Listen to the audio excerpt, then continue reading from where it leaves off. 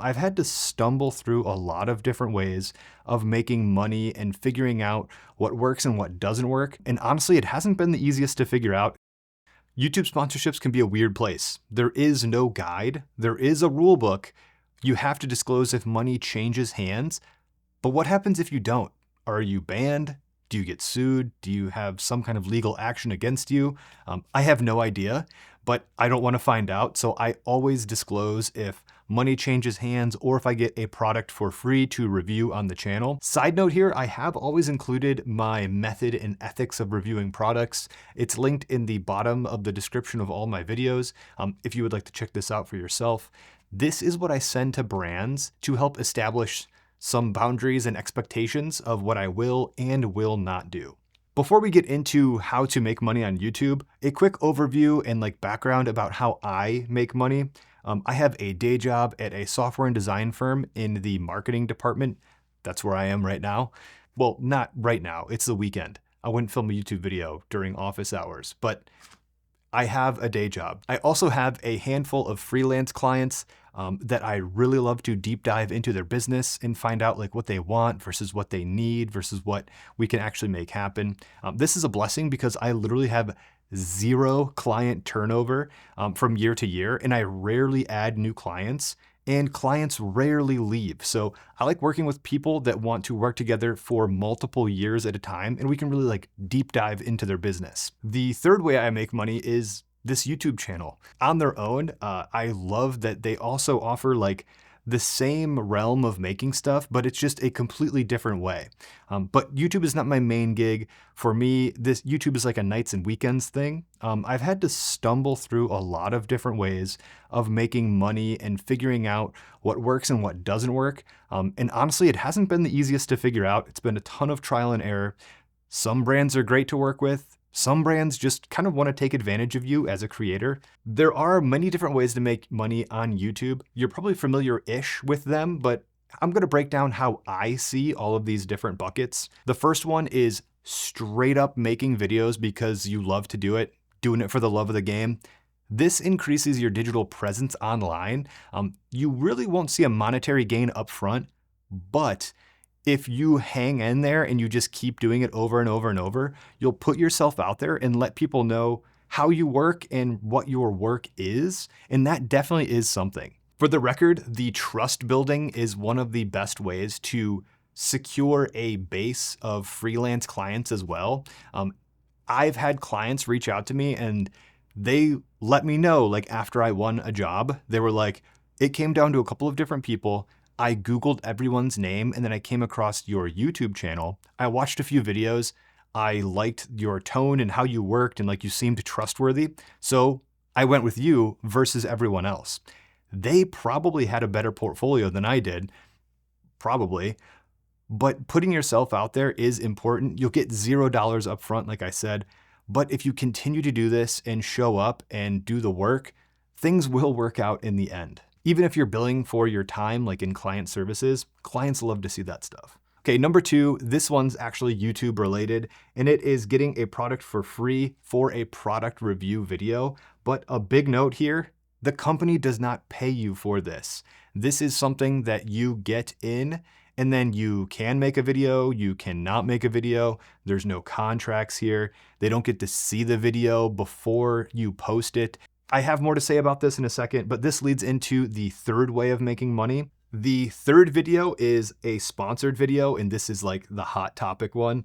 This is when a brand sends you a product and they pay you to make that video.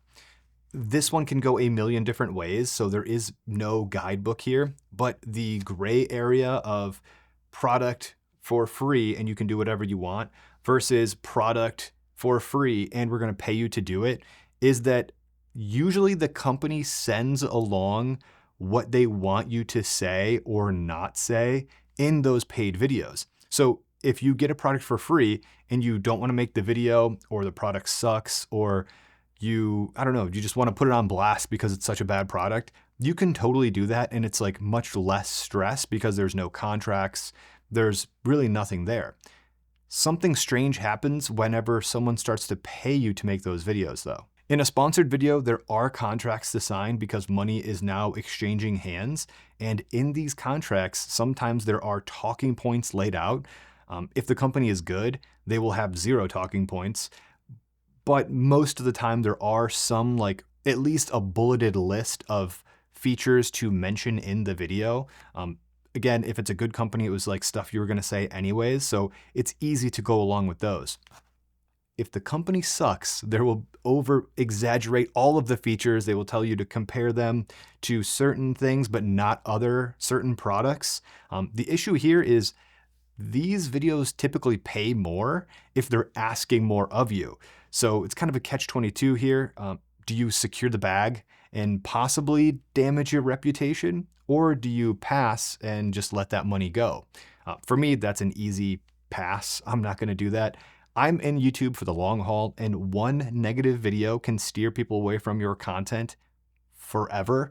I'm glad I wrote this down because I completely skipped over a bunch of stuff. Huge red flag for my fellow creators. If a brand is sending you something and they're not paying you to do it, and they're trying to ask like a bunch of extra things for you to do, like, you know, make extra deliverables for our social media so we'll post it, or, you know, don't say this certain thing, or send it to me before you post it so I can check it and make sure it's right. Don't be afraid to walk away from something if a company is bullying you around. Don't let like the dangling carrot of getting free stuff like let you sacrifice what you're going to do.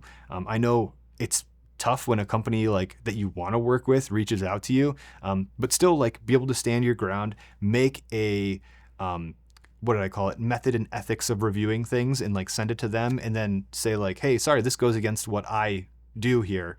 But if you want to move forward, we can still do it, but within the guidelines that I am comfortable with doing. That's really worked well for me in the past. The next way of making money on YouTube is affiliate links. And everyone's probably familiar with these. These are awesome because they supplement the content that you're already making. If you make like a web page of just a bunch of affiliate links, you're probably not going to it's probably not worth your time. No one's going to click those links. But if you're making something about this water bottle, like, hey, I drink out of this water bottle all the time, link in the description, that everyone's probably really familiar with that on YouTube, and that makes sense to link that water bottle that I was talking about.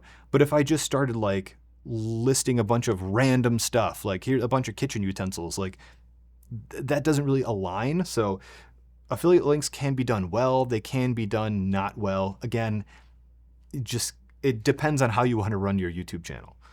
For me, I'm not going to get rich off of affiliate sales, but it is a nice boost, and I'll talk about this a little bit later. Like, it's important to have multiple buckets of income. So affiliate links are just like another bucket of income that's, you know, on its own, I'm not going to be able to pay all my bills off of, but if you add it up with a bunch of different buckets, then you can actually pay some bills with that. So affiliate links are just like another nice thing to include if they make sense. Somehow I messed up my numbering here. I don't know what number we're on, but the next one is courses. Courses are interesting. I've actually made like 3 or 4 courses in the past, and I had like 12,000 people sign up for these courses in the past, and it was like a drone course where I taught you like how to get up and running, and then there was like a conversion LUT, like a couple creative LUTs, and techniques, and like just other things like drone related stuff. And people liked it. I don't know why I didn't charge anything for it. I felt like I was really early in my YouTube career. It was like I had less than 10,000 subscribers when I made these. I think maybe I had like 1,000 subscribers or something, but I wasn't like confident enough to put a price tag on them. I think they were good. I got a bunch of good reviews on them, but I don't know why I didn't charge for those. I do have other courses that I have like written out. I just don't have time to make the courses. This is a problem. Like if I have a day job in Freelance Clients and this YouTube channel, like that's already enough. Courses can be good if you actually make them and charge money for them. The next one is digital downloads. This one kind of feeds into courses, but digital downloads are way easier. It's a way easier thing to make than an entire course. I found some luck doing like conversion LUTs, or if I find myself doing something over and over and over, I will like try to make a preset or a LUT or a graphics pack or something that I don't have to do those things over and over. So I have a lot of those. Again, I just need to put them on my store and like make the descriptions and market them and all that stuff. But digital downloads and courses can be really effective if you actually make them. The next way you can make money on YouTube is just the classic YouTube ads. I think whenever people think about making money on YouTube, they're like, oh, how much money did you make off of YouTube pre-roll ads? And really, YouTube pre-roll ads and getting monetized is a nice benefit. But for me, like in the filmmaking and creative niche, you're not gonna get like, if I get 10,000 views on a video, I'm like, that was a pretty good video. YouTube ads are great for like, having another bucket of income, but it is not going to be my only source of income here. I think this is number 9, and this is integrated ads. Integrated ads are what YouTubers read during their videos. I've been doing them for Artlist and Motion Array, and before that, I was like briefly working with audio. Personally, this is my favorite way to make money on YouTube. It's zero cost to the viewers, like clicking affiliate links. They typically are pretty short, like shorter than actual TV commercials. But the best part is I'm able to have some consistency with the money that I'm making with this channel. All the other methods have so much variation that I can't really count on them to have consistent income with those other sources. But these integrated ad reads, if I can pitch a video and the sponsor is okay with that, then it is like I can see into the future what my finances will be that month, and then it makes it a little bit easier to plan things. My favorite part of integrated ad reads is that the ad read doesn't really care about the other stuff in the actual video. Typically, they only care about what you're saying during the ad read. So if you're reviewing a product, say Sony sent me a camera, and they never said this, but for an example, don't talk about this lens. But I'm like, I really want to talk about that lens.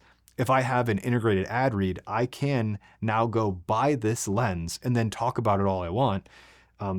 That's kind of like a crude example. They've never told me to say or not say anything. I don't have to worry about any of that if I have an integrated ad read because I'm making money in a different way.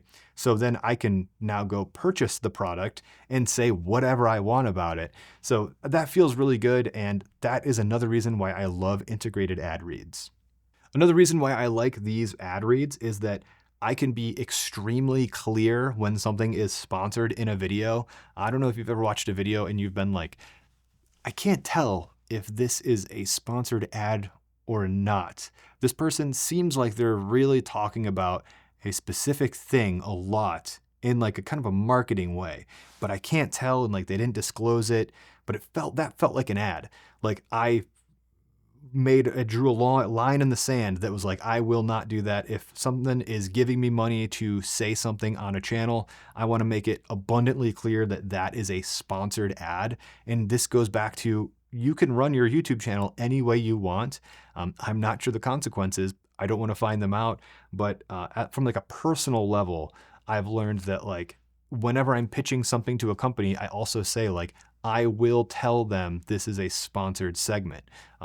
And some people are like, can we blend it in with the content a little more? Or can we, and I'm like, I just ghost them. I don't even respond because I don't want to be part of that. So another thing why I like integrated ad reads, I can say, this is sponsored by, and then go right into the segment. Again, I'm not like promoting anything that I don't agree with here. I'm promoting, music and asset licensing. So that makes sense on this channel. I've used all these things before. I've paid for all these services before they wanted to be sponsored segments on the channel. But the gray area of integrated ads is, again, companies will reach out to you and say like, hey, for a 30 or 60 second ad read, I'll give you X dollars. And if you want to turn that down, if it doesn't really align with your channel, you're like, well, 30 seconds, what does that really matter? If they're going to pay me a bunch of money to read a 30-second thing, will anyone really care? I don't know. That's a choice you have to make. To me, I do care, but I do turn down a lot of money. So that's up to you. It's a kind of the Wild West out there. So again, I kind of lean on having that that method and ethics of reviewing stuff. And then I have like a whole separate one of like ads that I will and won't do. So if you can define that before you get into doing any of these things, it'll really help you out. And if someone is just asking too much, it makes it a lot easier to just kind of walk away from the deal. Okay, it's too hot. The next way of making money on YouTube is straight up ads. These are dedicated videos that you would make for a company that you may or may not post on your social media. This is more along the lines of like a freelance project and less of a YouTube video, but I've done a few of these in the past and just never post them on my channel. An example of this is if a company wants to make a release video for them to post on their page, or a tutorial for their help section, or a social media campaign that they will post from their accounts. This is kind of outside of the realm of making money on YouTube since it's more client services, but this is an example of putting yourself out there. These videos that I had were leads from YouTube. They saw things that I already made and wanted me to make similar things for them for their apps, usually for their apps or for social media. One example here is DJI. They released some mics and they wanted a tutorial video on how to like pair them and go over like going to different cameras and all this stuff. So we went back and forth on a script and all this, and they used it on their sites. I gave them the videos. I have no idea where they are now, but they found me because of my YouTube channel. So number one was like, just make videos, for the love of the game. That's why number one is that, like, showing that you can make videos consistently will open those kind of doors if that's something that you're interested in making. And the best part is I didn't have to go pitch them. They found me from a video that I made and they're like, hey, we want you to make something like this for us. Can you do that? So that was a pretty cool thing to like not have to go out and search for a job, like have a job come to you. To test this out, I started another channel about tech in general. If you couldn't notice, I love talking about tech, and I can, pretty much talk about it without needing to be perfect. Not that I wouldn't put effort into it, but I'm okay with making videos that require 5 hours to make rather than the 20 to 40 hours they take to make on this channel. And I was actually able to get that channel monetized with a few videos. And I don't know if it's monetized anymore with like the watch time because I haven't uploaded that channel in a little while, but it does have over 1,000 subscribers and I was able to like apply for monetization. I really enjoyed making them and I wanted to like make the fastest videos I could with like the best effort I could put forward. Like I'm okay with it being like a little bit rough, but I didn't want it to look like amateur hour, but I didn't want to make it look like Blade Runner, like somewhere in the middle there. So I uploaded something that like I spent some time on and just shipped it. And it's funny because people were like, I'm surprised you don't have more subscribers. Like your production quality is great. So my production quality was lesser than on this channel and the general public like still liked it. So that's the weird thing about different channels and how they like anticipate and what they expect. Not sure I'm to the point where I'm going to stop working my day job and like fire my freelance clients to go all in on YouTube yet. But it's cool that like if I lose a freelance client, then maybe I will pick up a little bit more and put a little bit more effort into the other tech YouTube channel or something. Or, it's just nice to have options if I need them. I hope this helps pull back the curtain of the wild world of making money on YouTube. There is no right or wrong way to do it. Like, I don't think anyone in the filmmaking and photography niche is like just straight up trying to secure the bag, like I think everyone's going on it in a pretty ethical way. So it's pretty cool to like be part of that too. Again, I want to continue to make these videos long-term and work my day job and have my freelance clients and have like a little bit of free time of my own. So this is how I found the best way that I'm comfortable with making this channel sustainable over the long term. I know if I was probably like, I don't know, made a little bit more less niche videos, or if I was like more charismatic or had like flashy cuts, I could probably get more views, and more views would mean more money from sponsors. But I feel like this is what I'm comfortable with making, and slow, sustainable growth is definitely my favorite way of growing, to be honest. So yeah, I'm totally happy with this. I hope this was helpful. If you guys have anything that maybe I missed, or maybe you have a different counterpoint to something that I said in this video, please let me know in the comments down below. I'm super interested in how people just really make money in general. Hope this was helpful. Thank you guys for sticking around to the end, and I'll see you in the next one.